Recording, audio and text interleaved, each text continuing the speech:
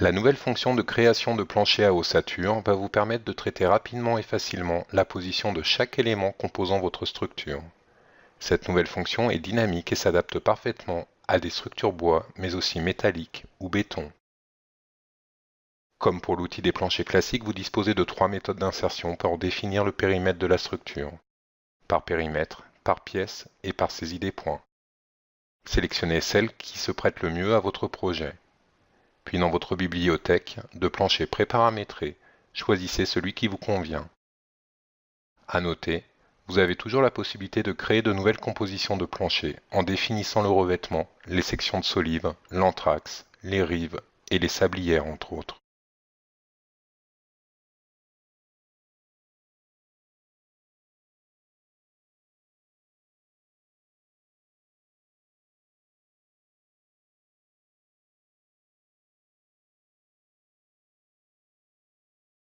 Une fois vos contours établis, vous disposez de nombreuses fonctionnalités liées à l'ossature. Sélectionnez en plan le contour de votre plancher et faites un clic droit pour accéder à l'ensemble de ces fonctionnalités. L'outil coupure va vous permettre d'ajouter un point de contrôle ou un sommet supplémentaire à votre contour afin de le remodeler. Le triangle bleu clair présent sur l'un des angles du plancher indique la position de départ du balancement du solivage. Pour modifier sa position, au bout du clic droit, choisissez commande d'ossature et modifiez le point de base. Sélectionnez-le et placez-le là où vous souhaitez contraindre l'origine de vos anthrax. Si vous souhaitez modifier par exemple la direction du solivage, sélectionnez votre plancher et au bout du clic droit, choisissez Propriétés. Modifiez l'angle de rotation du solivage, et si la distance anthrax ne vous convient pas, modifiez-la également. Les modifications apportées sont dynamiquement reportées dans la mise en place automatique des ossatures de votre plancher.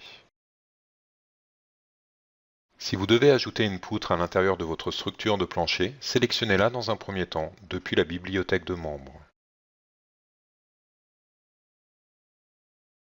Cliquez 2 points pour définir sa portée et étirez-la à la souris depuis ses extrémités pour ajuster sa position.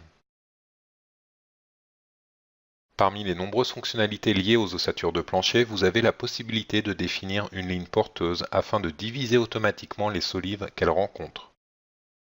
Au bout du clic droit, choisissez Insérer une ligne de porteur. Puis, dans votre plan, cliquez 2 points en vous appuyant sur les extrémités de la poutre, par exemple, pour définir sa portée.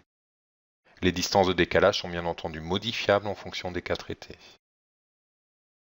Chaque côté de votre plancher dispose de propriétés indépendantes des unes des autres. Cliquez sur l'une des flèches rouges pour accéder aux propriétés du côté concerné. Vous avez la possibilité ici de définir une pièce de rive différente des autres côtés de votre plancher, et même d'ajouter une pièce supplémentaire comme une sablière par exemple.